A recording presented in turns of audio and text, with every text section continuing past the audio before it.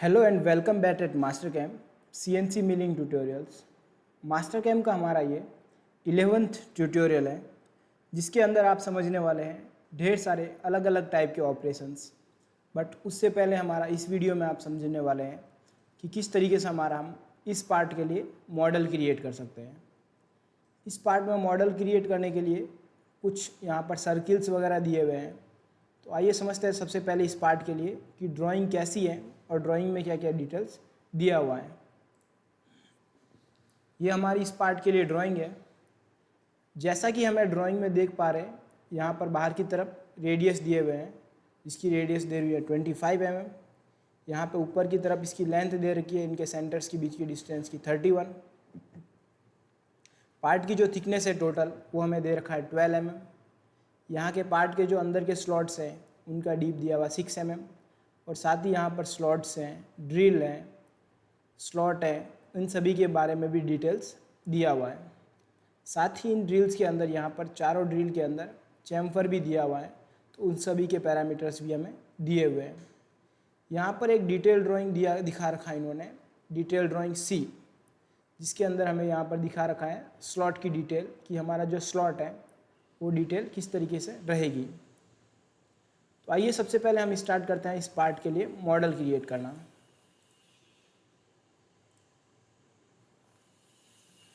Model create करने के लिए सबसे पहले हम ले लेते हैं पॉइंट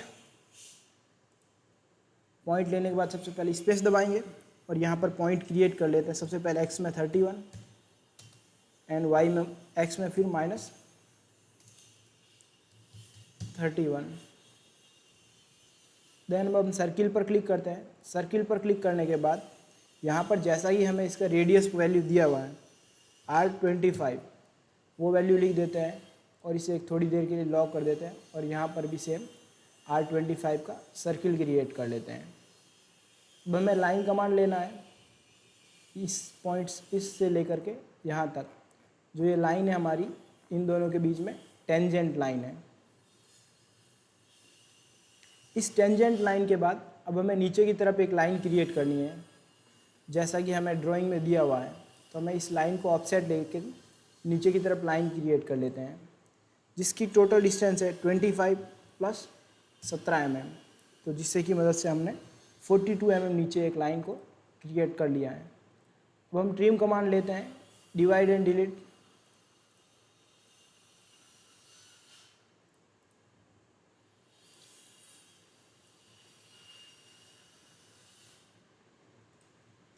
तो इस तरीके से हमने इस पार्ट के लिए जैसा हमें आउटर एरिया चाहिए था वो आउटर एरिया क्रिएट कर लिया है। अब इस आउटर एरिया को क्रिएट करने के बाद अब हमें यहाँ पर ये स्लॉट टाइप जो पोर्शन है उसे क्रिएट करना है।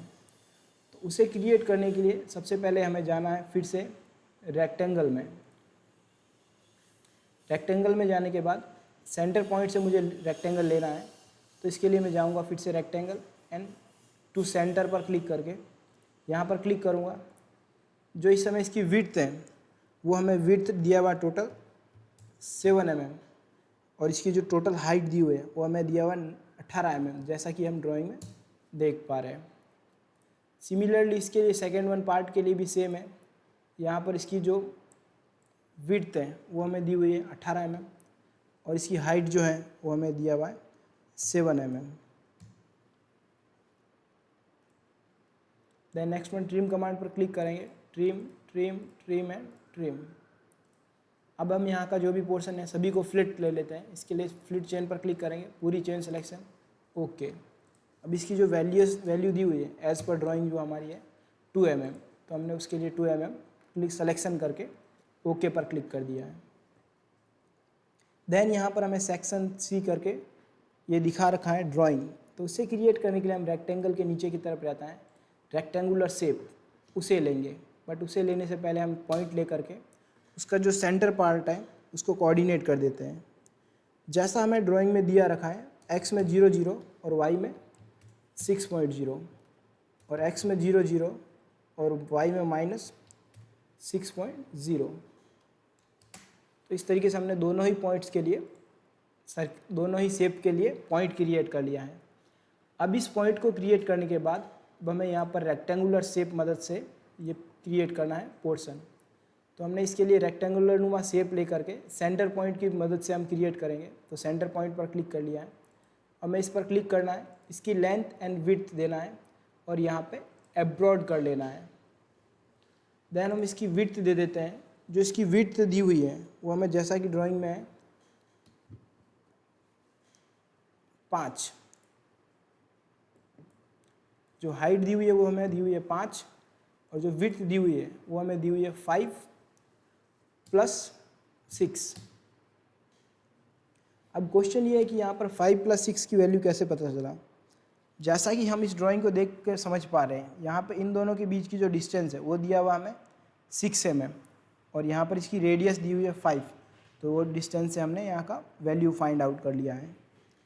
देन नेक्स्ट वन जो काम करना ये है कि इसका एंगल हम लिख लेते हैं यहाँ पर, जैसा कि हमें दिया हुआ है 35 डिग्री। तो इस तरीके से हमने इसके ये वैल्यू भी इनपुट कर दी है। सिमिलरली मैंने यहाँ पर ओके पर क्लिक करना है, फिर से मुझे यहाँ पर सेम टू सेम यही पोर्शन क्लिक कर लेना है। तो फिर से मैं वैल्यू इनपुट कर देता हूँ।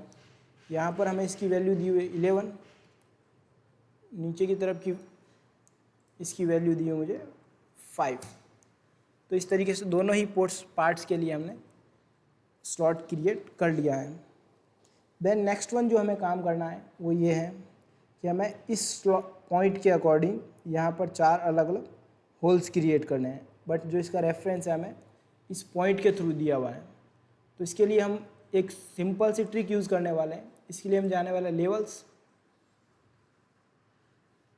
जाने वाले हैं प्लेन और यहाँ पर क्लिक करने वाले डायनामिक।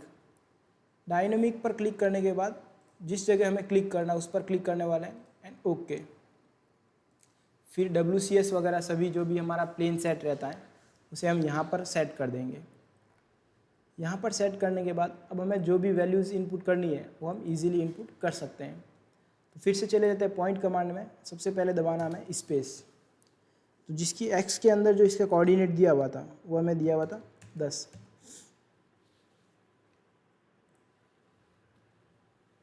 फिर से मैं पॉइंट पर क्लिक करूँगा, x के अंदर 10, y के अंदर 0। फिर से स्पेस क्लिक करूँगा, इसके अंदर जो x के अंदर दिया हुआ है वो है मैं -10 और y के अंदर 0। फिर से स्पेस पर प्रेस करूँगा, x के अंदर दिया हुआ 0 और y के अंदर इसकी जो वैल्यू है वो दिया हुआ हमें 8। फिर से हमें स्पेस पर क्लिक करना है, x में 0 और y में दिया हुआ है -8 एंड देन ओके। इसके बाद हमें कुछ सर्किल्स दे रखे हैं। तो सर्किल क्रिएट करने के लिए मैं सर्किल में जाऊंगा। सर्किल के लिए जो इसकी रेडियस एंड डायमीटर वैल्यू दिया हुआ है, यहाँ पर हमें ये दोनों जो यहाँ पर दोनों ड्रिल्स सर्किल हैं उसका डायमीटर दिया हुआ है 6। तो यहाँ पर मैं क्लिक करूँगा और इसकी डायमीटर वैल्यू लिख देता हूँ 6। सबसे पहले इस पर क्लिक करूँगा एंड देन यहाँ पर। सिमिलरली अब मुझे यहाँ पर भी दोनों जगह सर्किल क्रिएट करना है। तो यहाँ पर इसकी वैल्यू को लिख लेता हूँ यहाँ पर 5 mm डायमीटर, जैसा कि हमें ड्राइंग में दिया हुआ है, यहाँ पर भी और यहाँ पर भी। देन यहाँ पर हमें और सर्किल्स दिए हुए हैं जिनके दो एक तरीके से स्टेप में दे रखा है काउंटर में, जिसकी वैल्यू है हमें डायमीटर दे रखा है 10 mm। तो जिसका डायमीटर हम लिख लेते हैं 10, 1 एंड 2 ओके। तो इस तरीके से हमने ये सभी पार्ट्स को क्रिएट कर लिया है। इन पार्ट्स को क्रिएट करने के बाद फिर से हम आ जाते हैं प्लेन में। सारे जो WCS वगैरह है वो हम टॉप पर क्लिक कर लेते हैं। अब हमें इसके बाद जो अगला काम करना है वो ये है कि हमें यहाँ पर रेडियस दिया हुआ है। तो जैसा कि हम ड्राइंग में देख पा रहे हैं, यहाँ पर हमें फ्लिट दिया हुआ है R3 का 2 प्लेसेस पर। तो हम फ्लिट में जाएंगे, यहाँ पर वैल्यू लिख लेते हैं 3, फर्स्ट सेकेंड एंड ओके। तो यहाँ पर हमने R3 का फ्लिट क्रिएट कर लिया है।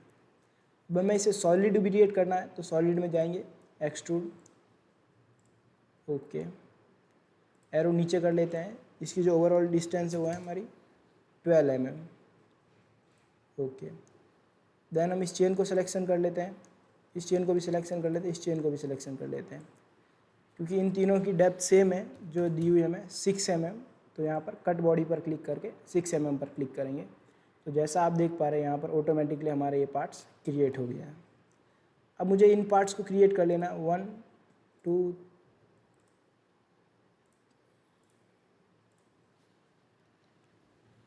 फिर से मैं सिलेक्शन करता हूँ एक्सट्रूड 1 2 3 एंड 4। जैसा मैं ड्राइंग में देख पा रहा हूँ चारों ही हमारे जो है थ्रो होल्स है, तो चारों ही को एक साथ सिलेक्शन कर दिया है एंड अब मैं क्लिक कर लेता हूँ थ्रो होल पर, तो ऑटोमेटिकली हमारे चारों के चारों थ्रो होल्स हो चुके हैं।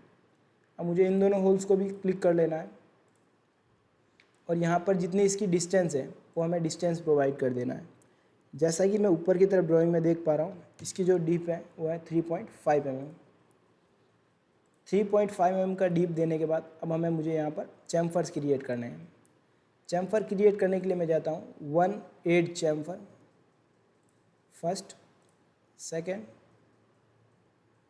थर्ड, फोर्थ, देन मुझे क्लिक करना है ओके पर।